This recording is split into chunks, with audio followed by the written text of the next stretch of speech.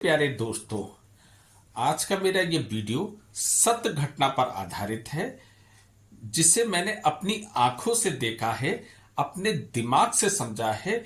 उसके बाद ये निष्कर्ष निकाला है कि आज का जो कानून है वो चंद पैसे वाले और पावरफुल लोगों के हाथों में कैद हो गया है। अगर आम व्यक्ति इसके दायरे में आ जाता है ना, तो उससे ऐसी चक्की पिसवाई जाती है, ऐसी चक्की पिसवाई जाती है, उसकी रेल बना दी जाती है, उसकी जिंदगी पूरी खत्म कर दी जाती है। आप मेरा ये पूरा वीडियो एक बार देख लेना, आपके होश ना उड़ जाएं। और मैं ये सिद्ध करके दिखाऊंगा कि आज का कानून अंधा है, पूरी तरीके से अंधा है। अगर आपको ये जानना है कि कानून कैसे अंधा है और कैसे चंद लोगों के मुट्ठी में कैद होके काम कर रहा है, तो मेरी वीडियो एक बार पूरी जरूर देख लेना। आपको खुद पता लग जाएगा, आप खुद निष्कर्ष निकाल लेंगे कि कानून अंधा है या नहीं है। अगर आपको जानना है तो चलिए शुरू करते हैं वीडियो। मेरे प्यारे भाइयों, दिल से जवां तक चैनल में आपका स्वागत है। दिल से जवां तक चैनल का नाम रखने का मेरा ये उद्देश्य है, क्योंकि दिल जो है ये कभी झूठ नहीं बोलता। दिमाग तो मैनिपुलेशन कर सकता है, लेकिन दिल जो होता है वो हमेशा सत्य ही बोलता है। तो जो मैं दिल से सोचता हूं और वही मैं जुबान से बयां करता हूं, आपके साथ में अपने विचार, अपने कुछ एक्सपीरियंस शेयर करता हूं। आज का जो मेरा ये वीडियो बनाने का मकसद है, आज कानून जो है ये पूरी तरीके से अंधा हो चुका है। आज का जो कानून है ये चंद पैसे वाले लोग और पावरफुल लोगों के हाथ में कैद होके रह गया है। अगर कोई आम व्यक्ति इसके दायरे में आ जाता है तो उसकी जिंदगी की पूरी रेल बना के रख देते हैं। वो इस तरीके से उसे इतना हैरेस कर देते हैं कि उसे अपनी जिंदगी से ज्यादा मौत प्यारी लगने लगती है। वो ये चाहता है कि शायद मुझे अगर मौत आ जाए तो वो ज्यादा अच्छा है। इस तरीके का कानून है। मैं कई ऐसी घटनाओं का आज जिक्र करूंगा जो बिल्कुल प्योरली सत्य घटना पर आधारित है। चलिए पहली घटना के बारे में मैं खुद बताता हूं, जो मेरे खुद के संग में है। मेरी नानी है, मेरी नानी के मकान पे एक किराएदार ने कब्जा कर लिया था। आप जानते हैं वो केस कितने साल चला? 35 साल तक हम केस लड़े, यानी 3 पीढ़ियों ने उस केस को लड़ा है। मेरी जो नानी थी उस केस को लड़ते लड़ते लड़ते लड़ते खत्म हो गई। उसके बाद उस केस को मेरी मम्मी ने कंटिन्यू रखा, वो उस केस को लड़ते लड़ते खत्म हो गई। फिर मैंने उस केस को कंटिन्यू रखा। 35 साल के बाद वो मकान जो है उसका जजमेंट हमारे पक्ष में आया। यानी क्या इसे आप न्याय कहेंगे? जिसका वो मकान था, यानी मेरी नानी का था, उन्होंने कितने मेहनत से, कितने जतन से उस मकान को बनवाया था। एक किराएदार ने उस पर कब्जा कर लिया। वो केस चलता रहा, तारीख पे तारीख, तारीख पे तारीख, तारीख पे तारीख चलती रही। जज साहब क्या देख रहे थे उस चीज में? अगर रजिस्ट्री का या मकान के पेपरों का कोई मतलब ही नहीं है, तो शायद ये कह दिया जाए, ये घोषणा कर दी जाए कि जिसकी लाठी उसकी भैंस होने लगे। यानी जो ताकतवर है वो आज के समय में मकान में रह सकता है या कहीं पर सरवाइव कर सकता है। जो कमजोर लोग हैं वो, उन्हें रहने का अधिकार नहीं है। इतने टाइम तक हमारे देश की कोर्ट ने उसमें क्या देखा, क्या वो सोचते रहे? मकान के पेपर हमारे नाम, सब चीजें हमारे नाम। कुछ उस जो दूसरा किराएदार केस लड़ रहा था, वो किस बेस पर इतना केस लड़ता रहा, किस बेस पर इतने साल तक हमें तारीखों पे तारीखें मिलती रही। कई जज खत्म हो गए, मेरे कई वकील खत्म हो गए। मेरी तीसरी पीढ़ी ने जाके, यानी मैंने जाके वो मकान हासिल कर पाया। तो क्या ये न्याय आप इसे कह सकते हैं? अगर कह सकते हैं तो चलिए ठीक है, हम इसे न्याय मान लेते हैं। एक दूसरी घटना के बारे में मैं बताता हूं। मेरे साड़ू भाई हैं जो कि इस टाइम मुंबई में रहते हैं और वो रहने वाले बरेली के हैं। उनका छोटा भाई है, उसकी बड़ी धूमधाम से शादी की गई थी। और शादी के बाद जो है वो पति पत्नी में कुछ विवाद रहने लगा। तो मेरे जो साड़ू भाई हैं उनके माता पिता काफी बुजुर्ग हैं और उनके 2 मकान हैं। तो वो उन्होंने एक मकान में वो खुद रहने लगे, उनके बूढ़े माता पिता रहने लगे, और जो छोटा भाई है उसके लिए दूसरा मकान बाकायदा दे दिया गया कि आप इस मकान में रहो, क्योंकि हम बुजुर्ग हैं, हमसे ये लड़ाई झगड़े नहीं देखे जाते। उनकी कुछ हरकतें भी ऐसी थी कि वो नहीं बर्दाश्त करे जा सकते थे। लेकिन कुछ टाइम बाद जो उनका भाई था वो कहीं बाहर गया हुआ था, और उनके जो माता पिता थे वो भी बाहर कहीं घूमने गए हुए थे। जो बहू थी उसने उनके पीछे उनके घर का ताला तोड़, उन बुजुर्ग लोगों के घर का ताला तोड़ा, और उनके घर में सीसीटीवी कैमरे भी लगे हुए थे जिसमें ताला तोड़ते हुए उसकी पूरी फोटो हो गई। उसके जो बहू पक्ष के थे उसके माता पिता और चंद और कुछ दबंग किस्म के लोग थे जिन्होंने उनके घर पे पूरी तरीके से कब्जा कर लिया। जब उनके संज्ञान में, उनके बुजुर्ग दंपत्ति के संज्ञान में ये बात आई कि हमारे घर में मेरी बहू ताला तोड़ के घुस गई है और सब कुछ हो गई है, तो वो सीधे पुलिस के पास पहुंचे। पुलिस में एफआईआर दर्ज कराना चाहिए, लेकिन पुलिस ने साफ मना कर दिया कि हम एफआईआर दर्ज नहीं करेंगे। क्यों नहीं करेंगे भाई साहब एफआईआर दर्ज? ठीक है, आप एफआईआर दर्ज करते, उसकी इंक्वायरी करते, अगर वो गलत होते तो उन्हें आप सही ठहराते, वो गलत होते तो उन्हें सही ठहराते।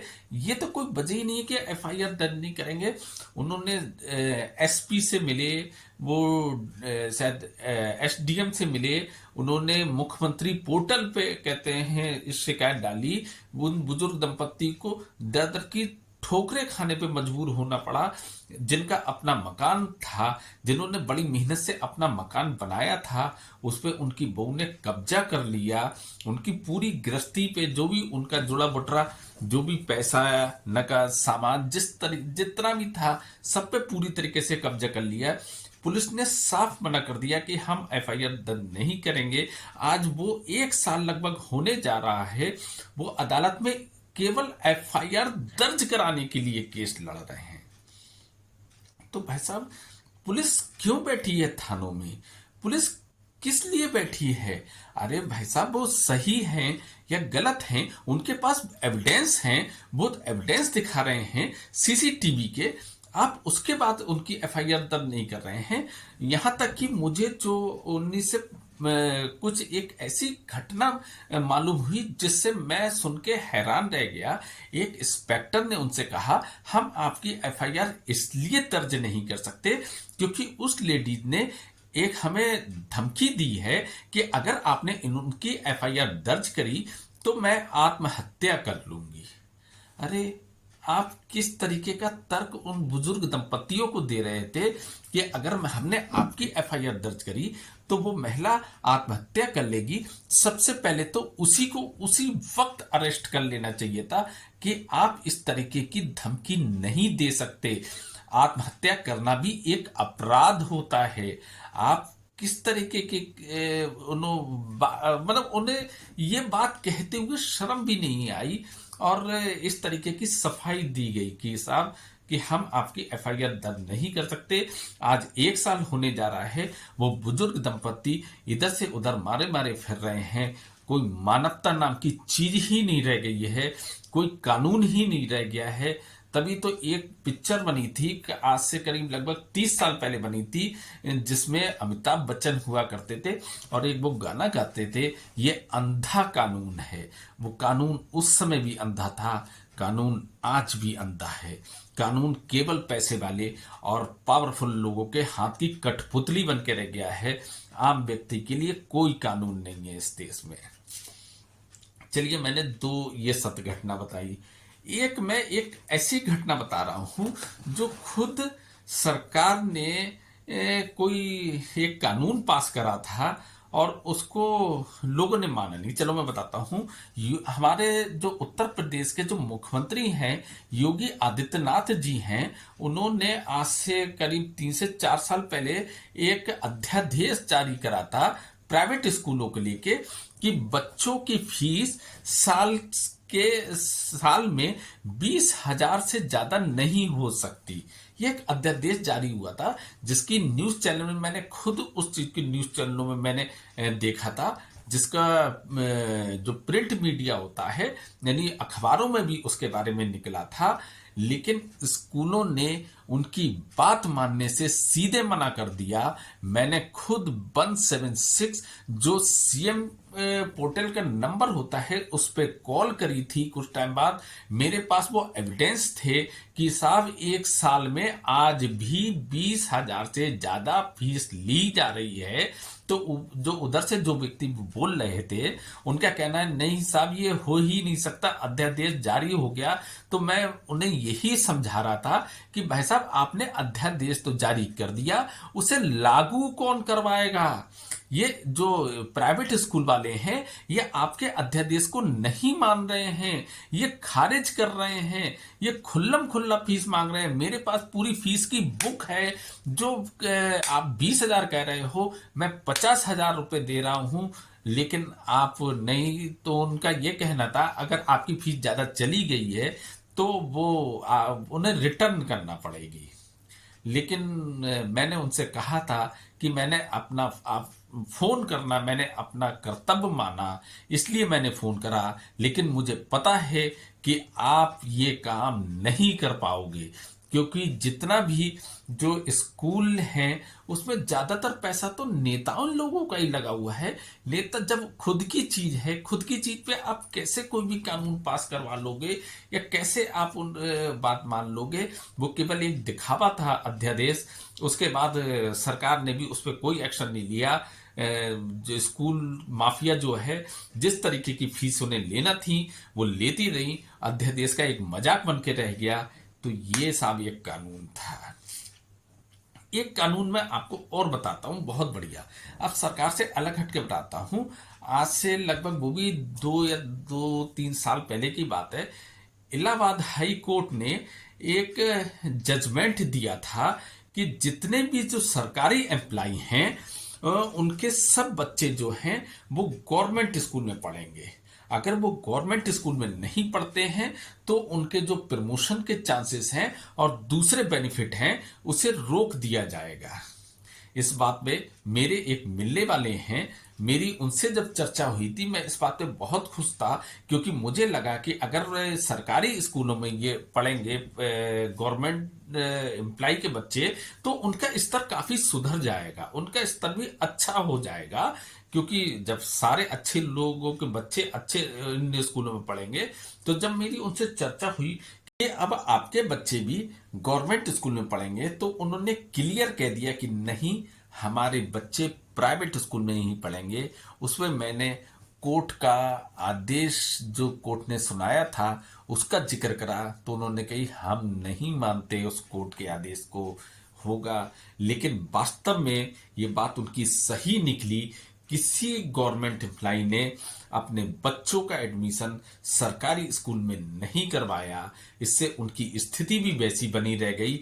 और खुद जो हाई कोर्ट थी, इलाहाबाद हाई कोर्ट, अपना जजमेंट देने के बाद वो ही भूल गई, उसी ने कुछ उस पर एक्शन नहीं लिया कि साहब जब हमने कहा था तो आपने हमारी बात क्यों नहीं मानी। ये कंटेम्प्ट ऑफ कोर्ट है, आप कैसे कोर्ट की बात नहीं मानेंगे? तो ये हमारा देश है। मैं इसलिए इस कानून को अंधा कह रहा हूं। भाई कानून को ऐसे ही आम व्यक्ति अंधा नहीं कह देता। मुझे पता है ये कितनी सेंसिटिव बात है कि किसी भी कानून को अंधा कह देना।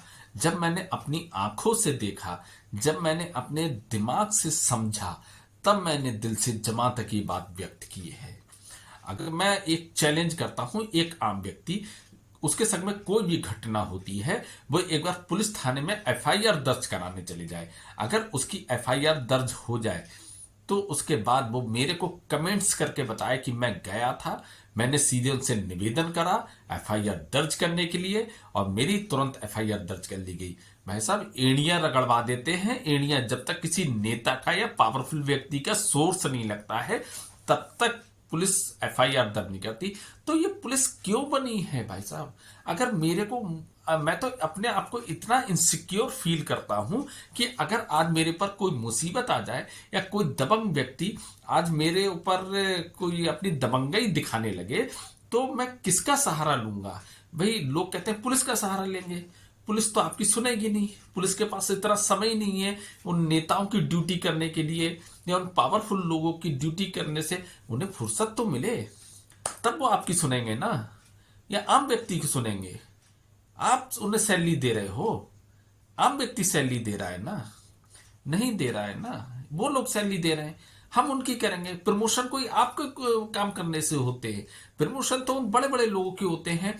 आजम खां की भैंस है, आजम खां की भैंस खो जाएगी, उसको ढूंढ के ला देंगे। आपका अगर पूरे घर में चोरी हो जाए, हमें सब कुछ नहीं पता, हम थोड़ी चोर ढूंढ सकते। हाँ, चोरी से मुझे एक घटना याद आई। मैं वो भी करीब ऐसी लगभग आज से 4-5 साल पहले की। मेरी बाइक जो थी, मेरी बाइक चोरी हो गई थी। जब मैं उसकी एफआईआर कराने गया तो पुलिस वाले का सबसे पहले कहना था, भाई साहब बेकार है एफआईआर कराना, बाइक तो जो चीज चली जाती है वो तो अब मिलना नहीं है, वो मिलेगी नहीं, तो क्यों आप एफआईआर करा रहे हैं? मैंने कहा भाई साहब, आप एफआईआर लिखना आपका फर्ज है। चलिए नहीं, अब आपको पहली बात तो ये शब्द बोलना नहीं चाहिए थे, चलिए आप बोल ही रहे हैं तो चलो मैं इसलिए एफआईआर दर्ज करा रहा हूं कि अगर मेरी बाइक से कोई क्राइम होता है, कोई गलत काम होता है, क्या आप उस समय ये बात मानेंगे कि वो काम मैंने नहीं करा? इसलिए चलो मैं एफआईआर दर्ज करा रहा हूं। मुझे पता है आप नहीं ढूंढेंगे, मैं आम व्यक्ति हूं, आप मेरे लिए कोई काम नहीं करेंगे। तो बड़ी मुश्किल से मैंने एक एप्लीकेशन लिखी थी। एप्लीकेशन पे वो ठप्पा जो लगाता है थाने का, थाने का ठप्पा लगवाने में मुझे बहुत ज्यादा दिक्कत का सामना करना पड़ा, बहुत जद्दोजहद करना पड़ी कि साहब आप इस पे एक रिसीविंग दे दो कि मेरी बाइक हो गई है। यानी मेरी जो मिलने की जो उम्मीद थी वो पूरी तरीके से खत्म कर दी गई थी। बस केवल मैंने वो उस पे इसलिए ठप्पा लगवाया कि कल को अगर कुछ उससे कोई क्राइम होता है, कोई घटना हो जाती है, तो मैं उससे बच सकूं। एक और मजेदार घटना सुनाता हूं इस अंधे कानून का, कि एक बार मेरा किसी ने पर्स निकाल लिया। उसमें मेरा आधार कार्ड भी था, उसमें मेरा पैन कार्ड भी था, उसमें मेरी वोटर आईडी भी थे, चंद पैसे भी थे। पैसों से ज्यादा मुझे इन सब चीजों की चिंता थी। मुझे उसकी एफआईआर दर्ज कराना ही थी, क्योंकि बिना एफआईआर करे मैं ये दोबारा से ये सारे डॉक्यूमेंट नहीं बनवा सकता था। तो जब मैं गया कि मेरा पर्स किसी ने निकाल लिया है, मैं एक मंदिर में गया था, वहां हुआ पता नहीं कहां पे निकाला था, मंदिर के अंदर निकाला या मंदिर के बाहर निकाला, मैं ये इस चीज पे नहीं कह सकता। जब मैं वहां पर गया तो वो वहां पे जो एफआईआर दर्ज एक लेडीज बैठी थी, पता वो मुझसे क्या क्वेश्चन करी? तो मैंने सीधे सीधे उनसे कहा मेरा पर्स कहीं गिर गया है। मैंने ये नहीं कहा कि किसी ने निकाल लिया, मुझे पता निकाल लिया तो वो और कहेंगे मेरा पर्स कहीं पे गिर गया है और आप मेरे उसमें ये डॉक्यूमेंट थे, प्लीज एक एफआईआर दर्ज कर लीजिए। उनका कहना है कि नहीं नहीं नहीं नहीं, आपको एफआईआर में ये दर्ज कराना पड़ेगा कि वो एग्जैक्ट कहां पर गिरा। मैंने कि मैडम अगर एग्जैक्ट मुझे पता होता तो मैं उसे उठा नहीं लेता। कह रही ना ना ना ना, ऐसे कैसे लिख दे? मैंने कि मैं वहां पर गया था, उस लोकेशन में था, उस लोकेशन में कहीं पे किसी ने निकाल लिया या गिर गया, जो भी था, मैं कैसे बता सकता हूं कि एग्जैक्ट कहां पर गिरा? मैं कैसे ये बता सकता हूं? अगर मुझे पता है एग्जैक्ट लोकेशन तो मैं उठा नहीं लेता। बोले नहीं, हम तो आपकी एफआईआर नहीं दर्ज कर सकते क्योंकि आप एग्जैक्ट लोकेशन नहीं बता रहे कि कहां गिरा, आप तो केवल वो मंदिर के आसपास की जगह बता रहे हैं। मैंने कहा हाँ वहां तक था। उसके बाद में थोड़ी दूर पे जब मैंने जेब में हाथ डाला तो पर्स नहीं था, मैं कैसे एग्जैक्ट लोकेशन बता सकता हूं? तो इस तरीके की बातें करी जाती है, इरिटेट करने के लिए बातें करी जाती है। बड़ी मुश्किल से मैंने किसी का सोर्स लगवाया था, तब जाके वो एक कागज पे एक थाने की मोहर लगी, उसके बेस में मैंने करा। तो भाई साहब इतनी छोटी छोटी चीजों पे आम व्यक्ति को संघर्ष करना पड़ता है। गवर्नमेंट को नहीं दिखता है ये क्या बात? क्या वो किस काम के लिए गवर्नमेंट है? कि क्या ऐशो आराम के लिए बनी है गवर्नमेंट? क्या उन्हें ये नहीं पता लगती है अगर हमारे पास कोई अधिकार ही नहीं है, अगर हमारी कोई नहीं सुनता है तो हम कहां जाएं? हमसे तो यही बताया गया कि अगर कुछ नहीं होता है आप पुलिस के पास जाए।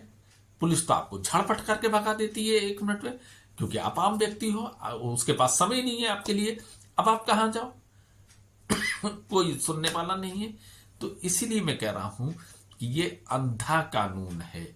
ये आपके लिए नहीं बना। आप इस घमंड, अगर आप किसी के पास ये घमंड हो ना कि अगर मेरे को कुछ हो गया तो वक्त पे मैं पुलिस को फोन कर दूंगा तो पुलिस आ जाएगी, पुलिस ये कर लेगी, वो मुझे कर लेगी, भाई साहब कुछ नहीं करेगी आपके लिए। उसके लिए आपको नेता बनना पड़ेगा। आपको कोई पावरफुल, बहुत पैसे वाला व्यक्ति बनना पड़ेगा, टाटा बिरला अंबानी जैसा कोई बनना पड़ेगा, तब वो पुलिस आपके लिए लगेगी। फिर आपका भैंस खो जाए, आपका कोई जानवर घर में है, कुत्ता खो जाए, बिल्ली खो जाए, वो उसे भी ढूंढ के लाएंगे। जिसकी जल्दी पहचान भी नहीं हो सकती उसे भी ढूंढ के ला जाएंगे। और अगर आप आम व्यक्ति हो तो आपका बच्चा भी कोई किडनैप कर ले, किसी तरीके की कोई घटना कर ले, वो आपके लिए नहीं खड़े हैं। मैं आए दिन पेपरों में ये पढ़ता हूं कि ऐसी घटना हो गई, उसे कोर्ट के द्वारा एफआईआर दर्ज कराना पड़ी। पहली बात तो ये पता कर जाए कोर्ट में एफआईआर दर्ज कराने वो गया क्यों? क्या वो सीधे कोर्ट गया था? वो कोर्ट, कोई व्यक्ति सीधा नहीं जाता, पहले पुलिस के पास जाता है। मेरे हिसाब से कानून ये होना चाहिए, अगर एफआईआर दर्ज करने से कोई मना करता है तो सबसे पहले उस पर एफआईआर होना चाहिए कि आपने उस जनता के अधिकार का हनन किया है। आप जनता के अधिकार का हनन कर रहे हैं। कोर्ट ये तो आदेश पारित कर दे रही है कि ठीक है आप इसकी एफआईआर दर्ज करिए, लेकिन कोर्ट ने उस इंस्पेक्टर को बुला के उससे पूछा कि आपने इनकी एफआईआर दर्ज क्यों नहीं करी, उन्हें यहां आने की नौबत कैसे पड़ी, आपने उसका अधिकार का हनन कैसे करा? कोर्ट को यह बात पूछना चाहिए थी उससे, लेकिन कोर्ट ये नहीं पूछती, ये पूछना चाहिए था भाई साहब, तब कानून पे विश्वास होता।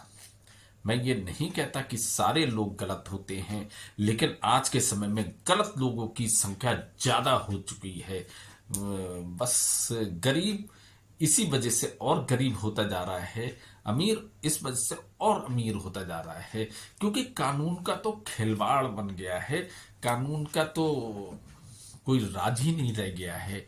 केवल एक सुनी सुनाई बात है, हमें भी पता है हमारा देश कानून से चलता है, लेकिन वो चलता कैसे है ये देश सोचने वाली बात है। किस तरीके से चलने, दौड़ने और खटर खटर करके चलने में बहुत बड़ा अंतर होता है। तो ऐसे ही मैं ज्वलंत मुद्दे उठाता रहता हूं, जो मुझे सही लगता है वो मैं बोलता हूं। हो सकता है आप मेरी बात से सहमत हो या नहीं हो। इसी तरीके की मैं वीडियो लगातार बनाता रहूंगा, आप मुझे फॉलो करते रहो, मुझे भी अच्छा लगेगा कि अगर आप मुझे फॉलो करोगे, मेरी वीडियो को देखोगे, मैं और भी इस तरीके के ज्वलंत मुद्दे उठाता रहूंगा। अगर आपको अच्छा लगा हो मेरे वीडियो तो प्लीज सब्सक्राइब करना, अच्छा लगता है, और अगर अच्छा नहीं लगे तो मत करना सब्सक्राइब। भाई अच्छा लगे तभी करना। बाकी फिर मिलेंगे अगली वीडियो में। Thank you very much.